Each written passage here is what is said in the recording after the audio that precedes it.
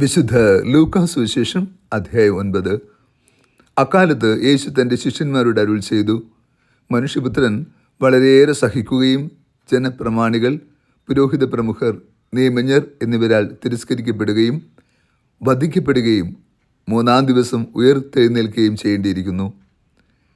അവൻ എല്ലാവരോടുമായി പറഞ്ഞു, ആരെങ്കിലും എന്നെ അനുഗമിക്കുവാൻ ആഗ്രഹിക്കുന്നുവെങ്കിൽ അവൻ തന്നെ പരിത്യജിച്ച് അനുദിന തൻ്റെ കുരിശ് വഹിച്ചുകൊണ്ട് എന്നെ അനുഗമിക്കട്ടെ.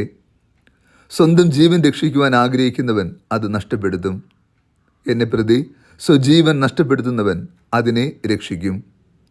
ഒരുവൻ ലോകം മുഴുവൻ നേടിയാലും തന്നെ നഷ്ടപ്പെടുത്തുകയോ നശിപ്പിക്കുകയോ ചെയ്താൽ അവന് എന്ത് പ്രയോജനം? ഈശോയിൽ ഏറ്റവും സ്നേഹമുള്ള പ്രിയ ദൈവമക്കളെ, പരിശുദ്ധമായ ഈ തപസ് കാലത്ത് നാം പ്രാർത്ഥനാപൂർവ്വം നാഥൻ്റെ കൂടെ ആയിരിക്കുമ്പോൾ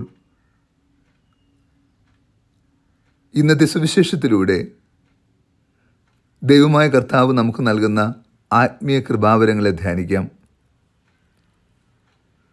ക്രിസ്തുവിനെ അനുധാവനം ചെയ്യാൻ വിളിക്കപ്പെട്ട ഓരോ വ്യക്തിയും എപ്രകാരമാണ് ജീവിക്കേണ്ടതെന്ന് സുവിശേഷം തുറന്നു കാട്ടുന്നു.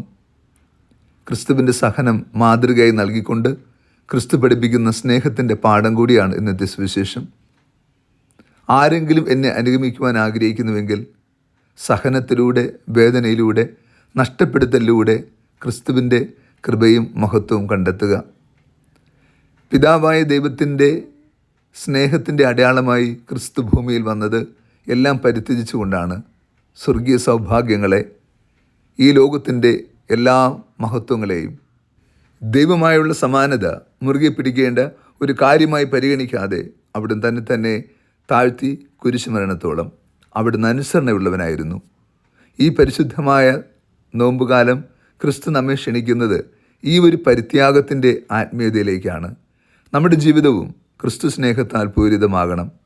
നാമും ചിലത് നഷ്ടപ്പെടുത്തേണ്ടി വരുമ്പോൾ അത് സന്തോഷത്തോടു കൂടി നഷ്ടപ്പെടുത്തി ക്രിസ്തുവിൻ്റെ പിന്നാലെ വലിയ മഹത്വത്തിനായി അവൻ്റെ ശിഷ്യത്വത്തിലേക്ക് നമ്മൾ നടക്കേണ്ടതുണ്ട്. ഒരുവൻ ലോകം മുഴുവൻ നേടിയാലും തന്നെ നശിപ്പിക്കുകയോ നഷ്ടപ്പെടുത്തുകയോ ചെയ്താൽ അവനെന്ത് പ്രയോജനം? ഭൂമിയിൽ ഏറ്റവും മഹത്വപൂർണമായ മനുഷ്യൻ്റെ മഹനീയമായ ജീവിതം ഈ ലോകത്തിൻ്റെ സന്തോഷങ്ങൾക്ക് വേണ്ടി, സുഖലോലുപതയ്ക്ക് വേണ്ടി നഷ്ടപ്പെടുത്തിയാൽ അത് എത്രയോ ദുരിതമാണ് എന്ന് ക്രിസ്തു ഓർപ്പെടുത്തുകയാണ്. ലോകം മുഴുവൻ നേടിയാലും നേടാനാകാത്ത നിത്യസൗഭാഗ്യത്തിൻ്റെ കൃപയാണ് ക്രിസ്തു നമുക്കായി ഒരുക്കിയിരിക്കുന്നത്. അതുകൊണ്ട് തന്നെ ഈ ലോകത്തിൻ്റെ വ്യഗ്രതയിൽ, തിന്മയിൽ, പാപത്തിൽ വീണു പോകാതെ നിത്യസ്വർഗത്തെ ലക്ഷ്യമാക്കി ജീവിക്കുവാനുള്ള ഒരു വലിയ പ്രേരണ കൂടിയാണ് ഇന്നത്തെ സുവിശേഷം. കുരിശ് വഹിക്കുക, ഭാരം വഹിക്കുക എന്നതൊക്കെ സങ്കടകരമായ അനുഭവമാണ്. എന്നാൽ ഓർക്കുക, ക്രിസ്തുവിനെ പ്രതി എടുക്കുന്ന ഓരോ കുരിശും നമുക്ക് പ്രത്യാശയുടെ പടിവാതിൽ തുറക്കുന്നു.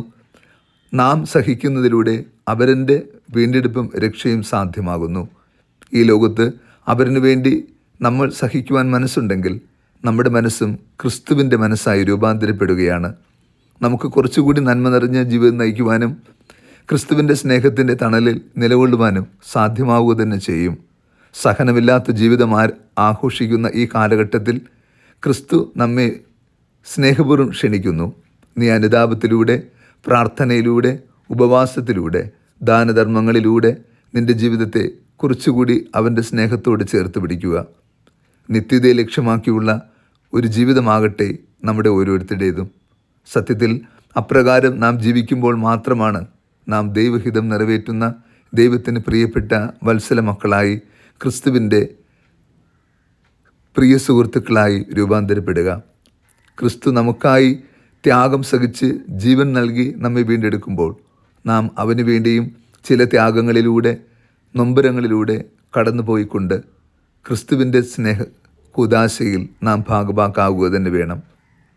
നഷ്ടപ്പെടുത്തുന്നതിലൂടെ എല്ലാം വീണ്ടെടുക്കാൻ കഴിയുമെന്ന് പഠിപ്പിച്ചവനാണ് ക്രിസ്തു. ആ ക്രിസ്തുവിൻ്റെ മനസ്സിനൊത്ത് ജീവിക്കുവാൻ നമുക്ക് കൃപ പ്രാർത്ഥിക്കാം. കർത്താവ് നിങ്ങളോടുകൂടെ. സർവശക്തനായ ദൈവം, പിതാവും പുത്രനും പരിശുദ്ധാത്മാവും നമ്മെ സമൃദ്ധമായി അനുഗ്രഹിച്ച് ആശീർവദിക്കുമാറാകട്ടെ. ആമേൻ.